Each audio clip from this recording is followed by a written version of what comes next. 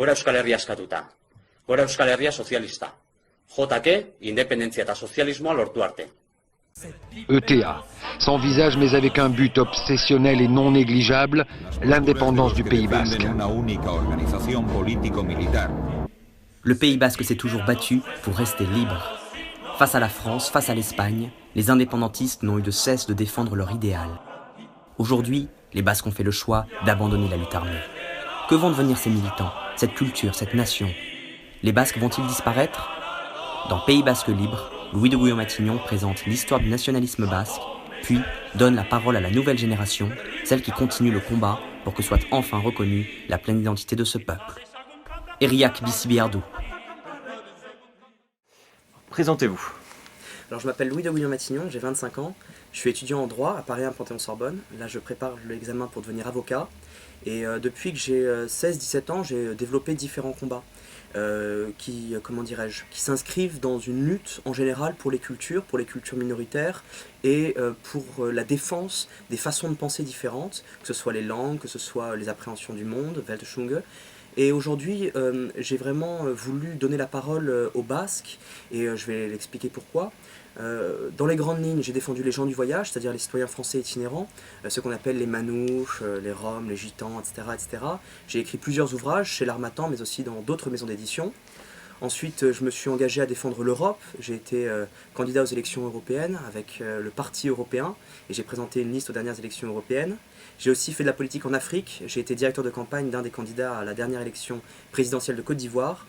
Et je suis allé en Corée du Nord, bref, j'ai eu différents combats et j'ai essayé de défendre une vision, cette vision que je vais expliquer à travers le livre Pays Basque libre, et qui tend à vouloir défendre les minorités et qui tend à vouloir défendre ceux qui luttent et ceux qui aspirent en un monde différent. Voilà, je me sens attiré par les gens qui sont différents, je me sens attiré par les combats qui ont de la foi, et je me sens attiré par les luttes que je trouve, au sens historique du terme, au sens marxisant du terme, justes. Voilà, donc les luttes pour les langues, les luttes pour les cultures, les luttes pour les identités, bref, la lutte pour que d'ici 50 ans nous ne soyons pas tous les mêmes, une lutte contre l'uniformisation du monde. Donc les gens du voyage, l'Europe bien évidemment, à laquelle je crois beaucoup, et aujourd'hui je suis là pour vous parler du Pays Basque. Alors justement, de quoi parle votre livre Pays Basque libre? Alors, Pays Basque libre, c'est deux ouvrages, un volume 1 et un volume 2, qui reviennent d'abord sur l'histoire du nationalisme basque, puis qui donnent la parole à la jeunesse abertzalé et euskaldtzalé. Dans les grandes lignes, le Pays Basque, qu'est-ce que c'est? C'est un territoire qui est partagé entre la France et l'Espagne depuis plusieurs siècles, qui a vécu différents moments dans son histoire, des moments d'invasion, des moments de combat, des moments de prise de conscience politique, des moments de prise de conscience culturelle. Et aujourd'hui, le Pays Basque est dans une situation très particulière puisqu'il doit faire face à différents mouvements. Le mouvement de l'européanisation d'abord. C'est vrai qu'aujourd'hui l'on constate que les nations se tournent vers l'Europe, que nos normes sont européanisées. L'on constate que les cultures minoritaires ont tendance à disparaître et à s'affadir au profit d'une culture uniformisée. Et aussi une uniformisation sur le plan économique avec l'accès par de plus en plus de personnes à un modèle standardisé, que ce soit dans le virtuel, que ce soit dans le matériel, que ce soit dans la mode de pensée. Bon. Pays Basque libre, dans ces deux ouvrages, grosso modo, j'essaye d'expliquer aux gens qui n'y connaissent rien au Pays Basque, qu'est-ce que cette région en France, en Espagne et de façon plus générale en Europe, et enfin, quel est le combat des Basques mené depuis plusieurs siècles.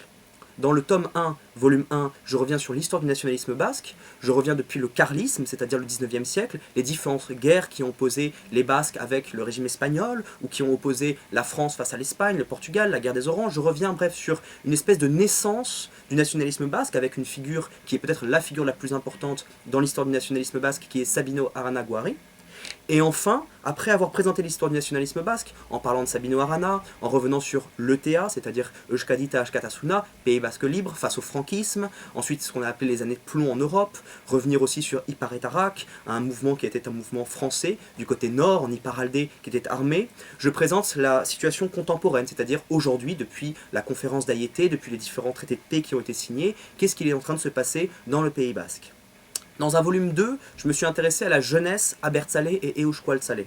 La jeunesse abertzalé et la jeunesse euskaldtzalé, ce sont les jeunes qui aujourd'hui dans le Pays Basque, que ce soit le Pays Basque français, Iparralde, ou que ce soit le Pays Basque espagnol, Egoalde, se battent pour l'indépendance du Pays Basque, se battent pour l'identité du Pays Basque, à travers bien évidemment la langue, et l'ouverture de ce qu'on appelle les ikastola, c'est-à-dire des écoles en immersion basque, mais aussi les jeunes qui se battent sur le plan politique, en créant des formations politiques, Ensina, Chegi et d'autres, le Parti nationaliste basque, mais aussi les jeunes qui se battent pour la tradition, la danse, les jeunes qui se battent pour l'agriculture. Bref, j'essaie dans le volume 2 de, comment dirais-je, donner la parole aux acteurs du Pays Basque aujourd'hui qui continuent le combat pour que soit enfin reconnue la pleine identité de ce peuple.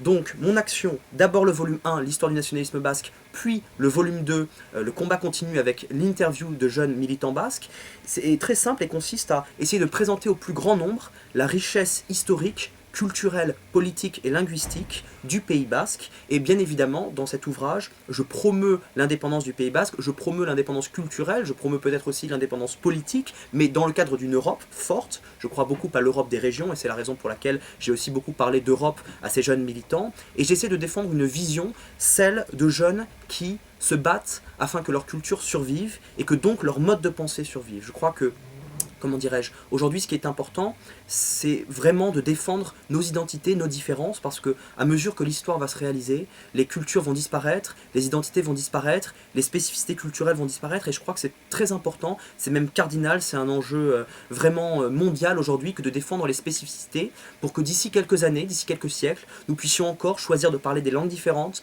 nous puissions encore choisir de penser différemment, de voir différemment, de manger différemment, de s'habiller différemment. Donc c'est la raison pour laquelle j'ai écrit cet ouvrage, d'abord pour présenter au plus grand nombre le combat des Basques, avec l'histoire et avec aujourd'hui le combat d'aujourd'hui, et aussi j'ai voulu transmettre un message, ce message c'est battez-vous pour votre culture, battez-vous pour votre indépendance de pensée, battez-vous pour votre identité, et ensemble avançons. Voilà. Et alors, quel est votre constat ? Le constat, c'est qu'aujourd'hui, on a deux phénomènes en parallèle. On a d'abord un phénomène d'uniformisation, ça c'est sûr. Il faut voir qu'aujourd'hui, il y a de plus en plus de gens qui se ressemblent, qui choisissent d'avoir les mêmes réflexes sportifs, les mêmes réflexes culinaires, les mêmes réflexes linguistiques. Il faut savoir qu'il y a de plus en plus de langues qui disparaissent. Il faut savoir qu'il y a de plus en plus de jeunes qui ne connaissent pas l'histoire, soit de leur famille, soit de leur région, soit de là où ils viennent, soit de leur pays, soit de leur continent. Et aujourd'hui, ce que je constate, c'est que de plus en plus, les gens vont se ressembler et les gens vont, comment dirais-je, avancer dans un sens de l'uniformité, avancer dans un sens de la standardisation, de la normalisation. Et en parallèle de ça, il y a quelques minorités qui aujourd'hui résistent et souhaitent promouvoir un modèle alternatif, un modèle différent. Il y a bien évidemment les Basques, mais aussi toutes les personnes qui militent pour les indépendances des régions. Je pense également aux gens du voyage. Et ça a été vraiment ce qui a été intéressant dans mes recherches, parce que je suis allé à travers toute l'Iparralde, c'est-à-dire le Pays Basque Nord, le Pays Basque français. Je suis allé en Soule, je suis allé en Labo, bref, je suis allé partout pour essayer de comprendre en Iparralde pourquoi est-ce que les jeunes se battent pour leur indépendance et pourquoi est-ce que les jeunes se battent pour, comment dirais-je, rester différents.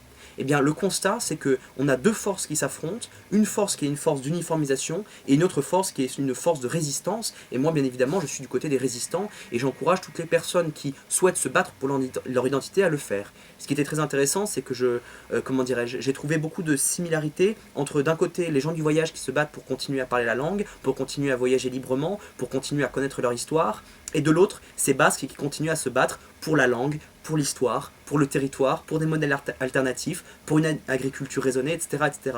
Donc vraiment, ce dont je me suis rendu compte, et c'est ça le constat, c'est qu'aujourd'hui il existe des zones de résistance à travers la France, à travers l'Europe.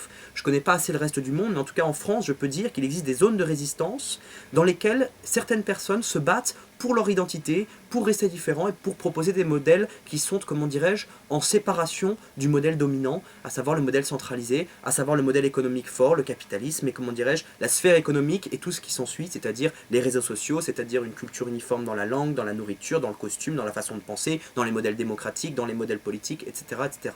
Donc voilà, mon constat, c'est qu'aujourd'hui, deux forces s'affrontent, et heureusement, il existe une petite résistance à travers la France, dans différents domaines, qui se bat pour sa culture, pour sa différence. Alors, quel message aux Basques ? Le message aux Basques, c'est le message que j'adresse aussi aux gens du voyage. C'est un message très simple, c'est continuer à vous battre pour rester différent. Parce que plus vous allez rester différent, plus vous allez nous nourrir de vos différences, plus nous allons rester libres. Moi, je considère que l'histoire a un sens, et je considère que ce sens nous mène vers une forme d'uniformité.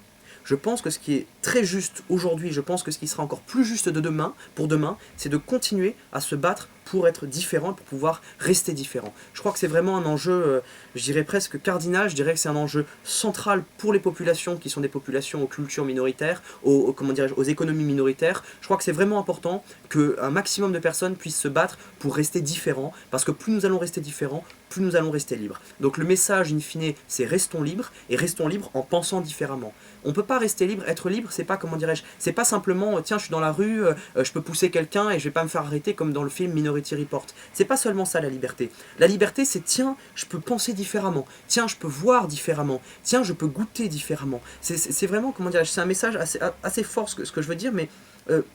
la liberté, là, beaucoup de gens, n'est-ce pas, s'y trompent, c'est pas simplement on peut voyager, on peut, comment dirais-je, affirmer ses revendications sur Internet, sur les réseaux sociaux. Ça, c'est une liberté qui est très primaire finalement. Moi, je parle d'une liberté un petit peu plus profonde et, comment dirais-je, peut-être même un petit peu plus cardinale, c'est celle de pouvoir rester différent. Voilà. Le message que je vous adresse, c'est restons différents, continuons à avancer. Je dis pas qu'il faille retourner à la préhistoire, je ne dis pas qu'il faille rentrer dans des discours nationalistes, je ne dis pas qu'il faille nous diviser, je ne dis pas qu'il faille, comment dirais-je, nous ostraciser, je ne dis pas qu'il faille être raciste, je ne dis pas qu'il faille, comment dirais-je, être fier de ses racines, être patriote et dire grosso modo nous sommes contre cette culture, nous sommes contre cette identité. Je crois au contraire qu'il faut que chacun d'entre nous, en fonction de notre histoire, en fonction de ce que nous avons vécu, nos frustrations, nos peines, nos échecs, nos réussites, il faut qu'on arrive à dire bon bah voilà, moi je crois à ça, et pour ça je vais me battre. Donc bien évidemment moi le premier message que je donne c'est si vous avez un combat, battez-vous pour ce combat, parce que ça c'est vraiment sain et pour l'histoire et pour la culture. Et ensuite le combat plus personnel et le message plus personnel que moi j'adresse aux autres, c'est vraiment battez-vous pour rester différent.